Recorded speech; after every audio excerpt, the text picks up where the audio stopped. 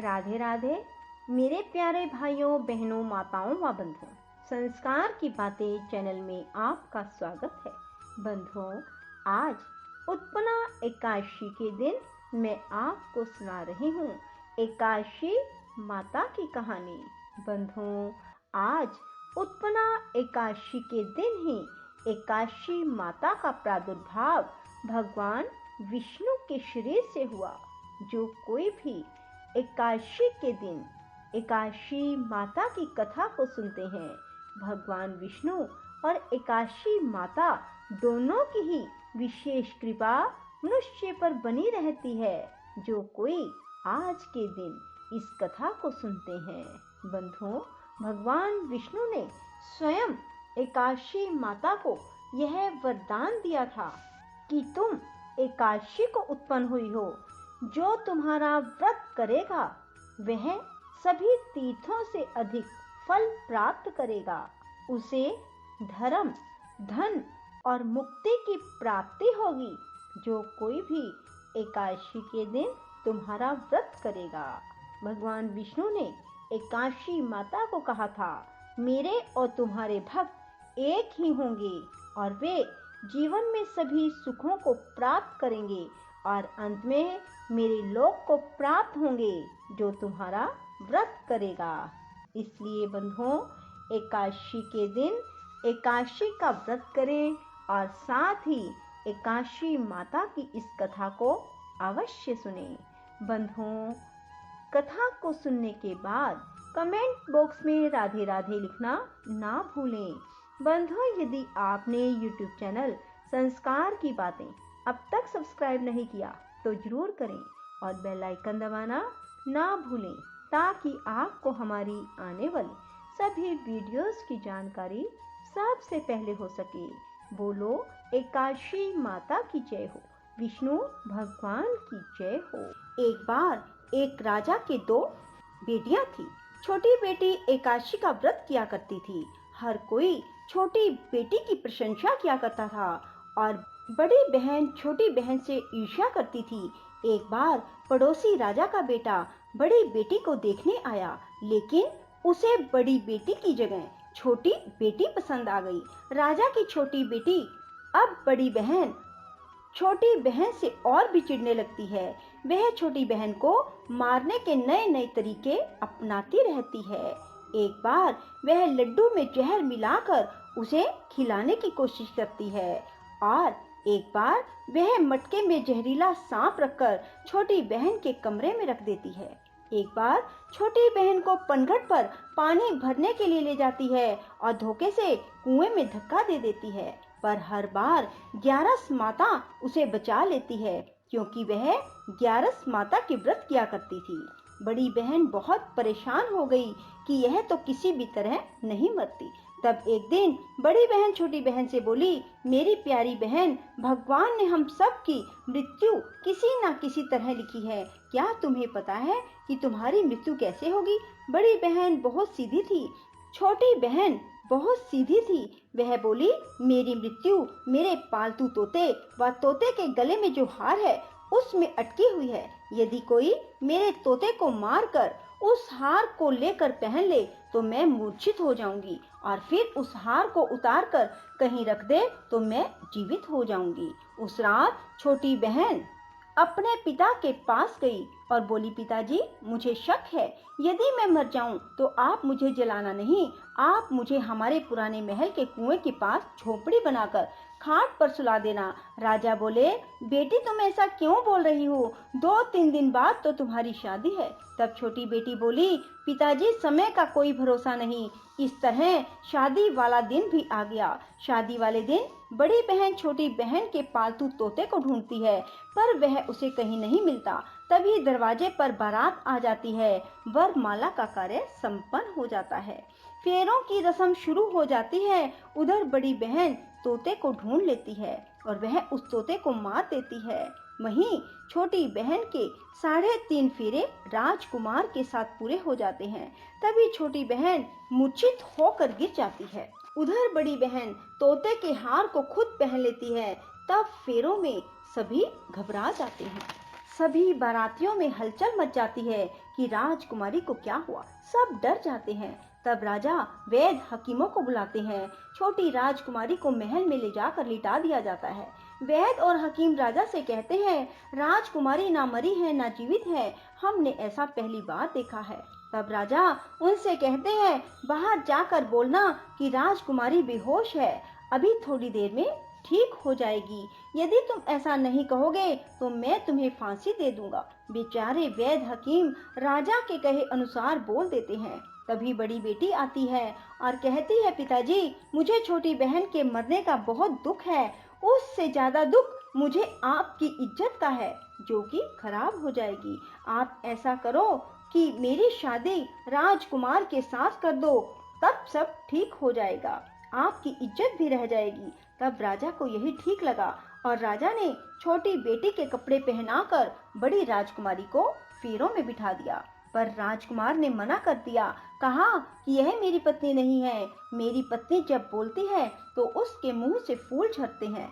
लेकिन सबने समझा बुझाकर उससे 3.5 फेरे लगवा दिए। बड़ी राजकुमारी ससुराल आई तो राजकुमार ना तो उससे बात करते थे, ना उसके हाथ से पानी पीते थे, ना ही उसके हाथ का बनाया हुआ खाना खाते थे। राजकुमार ने मन ही मन सोचा, मैं पता लगा कर रहूंगा कि मेरी पत्नी के साथ क्या हुआ। एक दिन राजकुमार दुखी मन से घोड़े पर बैठकर जा रहे थे कि घोड़ा वहीं जाकर रुका जहां राजकुमारी की अधमरी लाश को रखा गया था।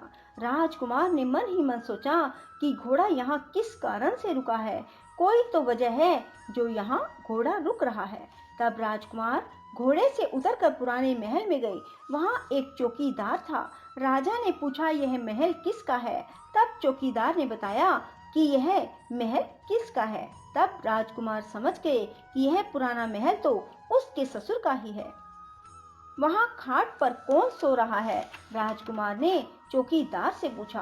तब चौकीदार कहने लगा कि यह राजा की छोटी बेटी है जो शादी वाले दिन अधमरी हो गई थी। तब राजकुमार ने कहा कि यह तो मेरी पत्नी है, इसके साथ मैंने 3.5 फेरे लिए थे।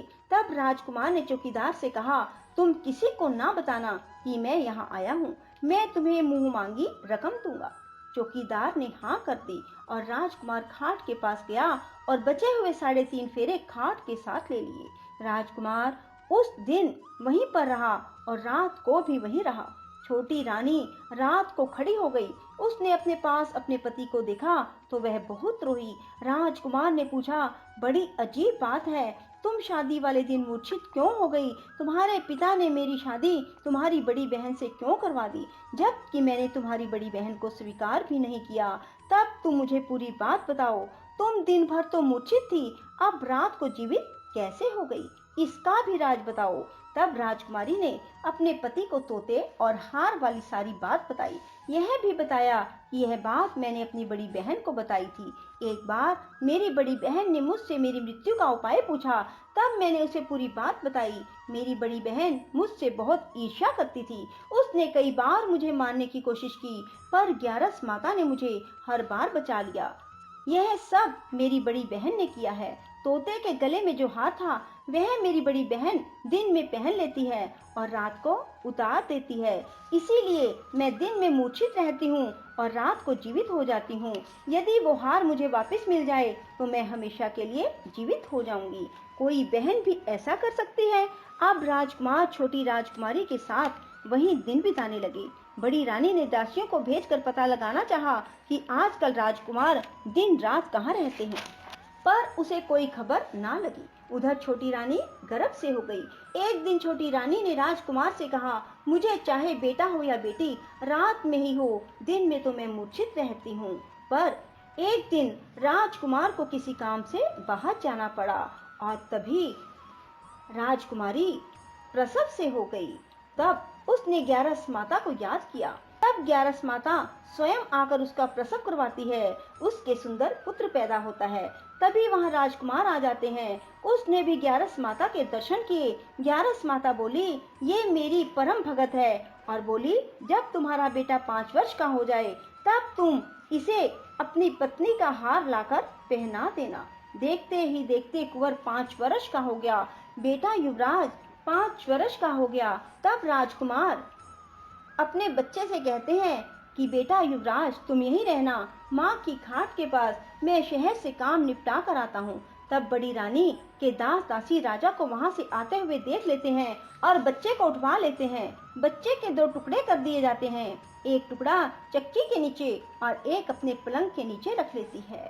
तब वह ग्यारस माता को याद करती है और ग्यारस माता भीख मांगने के लिए बड़ी रानी के महल में आती है।